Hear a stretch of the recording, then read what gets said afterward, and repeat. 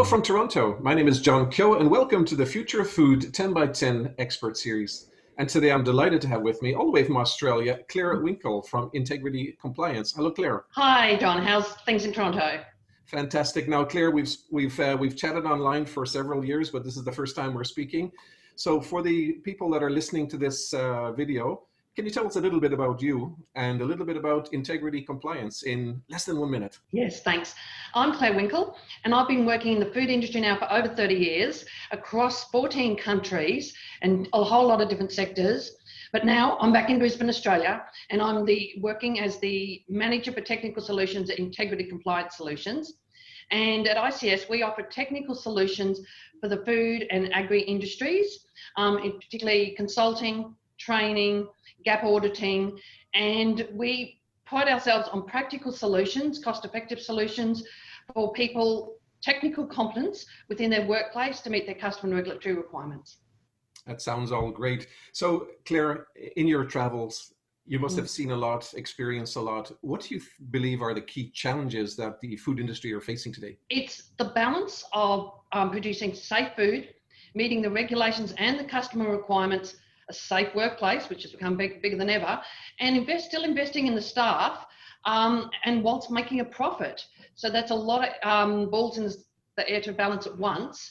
And the current global situation with the pandemic, with ongoing climate change issues, is the supply chain integrity, which is now becoming more and more important with COVID breaking down supply chains, access to workers, access to cargo, the ability to be flexible and utilise the existing resources of a company, whether that be the staff, the equipment, the intellectual capacity, to create new products, create new processes, and continue to exist and make that profit and keep the staff in jobs.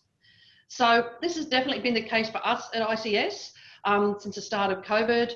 We were carrying out virtual training since 2017 and online training since the beginning of 2019. But we've then had to go through and think of all the ways we can deliver our services to different clients, because we've got clients over wide geographic areas, including in small islands in the South Pacific, islands in the Caribbean, as well as across Australia and New Zealand. And so we've been in parts of Australia being locked down, New Zealand's been in lockdown. And so we developed new products like toolkits online. We carried, this last week I did my first full virtual audit. We've done partial virtual consulting solutions, but yeah, so that's the thing, be flexible, but still meet everybody's demands and have those balls in the air at the same time. Gotcha. Lots of challenges there, Clare, and I'll certainly mine into a few of those as we continue with the conversation. So based on the challenges, what do you believe are the key opportunities that the food industry should be or must be working on right now? We all need to be thinking smarter, differently, and maybe stepping outside our comfort zone to find the solutions for the market and the company's future. And so this could be looking at new solutions, looking at the company's existing capabilities, and not just looking at them in terms of buildings and equipment, but what are your staff competencies? What are their intellectual capacity and the relationships, particularly within your supply chains? So I've seen a number of my clients during the whole COVID process, some of them turned their businesses inside out. And one had a significant loss of customer access because their product went into the food service market across many countries. So suddenly that just vanished overnight. They lost 85% of their business. They sat down with the whole of their staff, did a massive brainstorming session, and in a matter of weeks came up with a new product utilising the existing raw materials and equipment and staff for a totally different sector that they'd never worked in. But one of their major customers was the largest player in that market, not just here in Australia, but also in the US. So they used their relationships, their equipment, and now, and at no stage they put any of their staff off. And so now they're going into this other sector, which will actually have it's in the aged care sector. So that will have a huge market share for them. Another client didn't lose their markets, but they lost access because the price of air cargo went up over 7-fold because of the Australian government's policy of more or less closing the planes down. So that client very small client, has sat down, looked at what they can do, refocused their business, dropped some of their service provision, decided to look at their product lineup, and some products that have been sidelines have now become quite a main focus. they'd been working on their domestic market share for a couple of years, meeting the customer requirements, and now that has really come into fore for them because they're already in those markets. They're just getting more products in. And yeah, so they've strengthened their focus on these new products and literally sold their building, sold a whole lot of assets and refocused.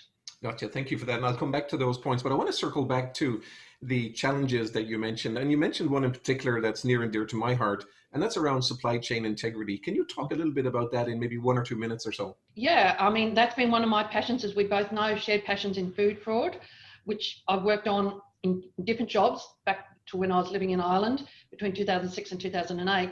But of course, during this COVID time, we've seen, in Australia, it's a bit different from North America.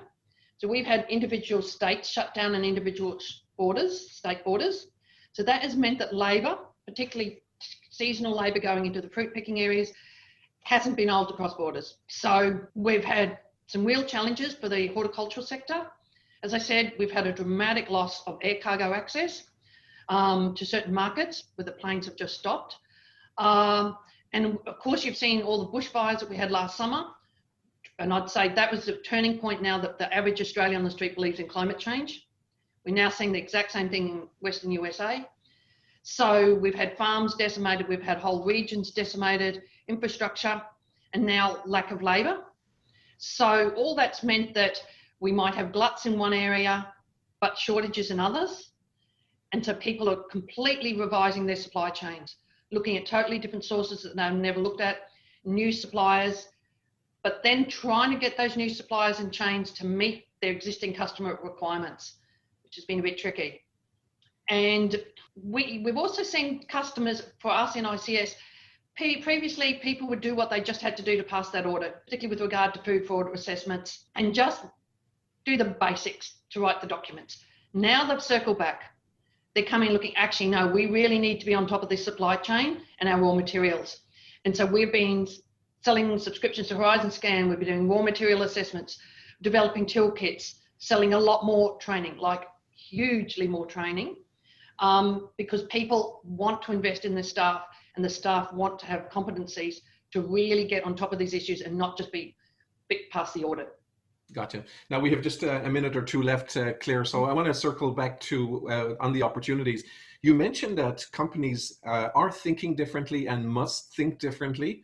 And you mentioned also that you did your first remote audit. Does part of that thinking differently, that's not just around the supply chain integrity, that's also about how they operate and function. Do you think it'll be more conducive now for companies to tap into resources like yourself and your team to be able to do this work remotely? Oh, I do think so.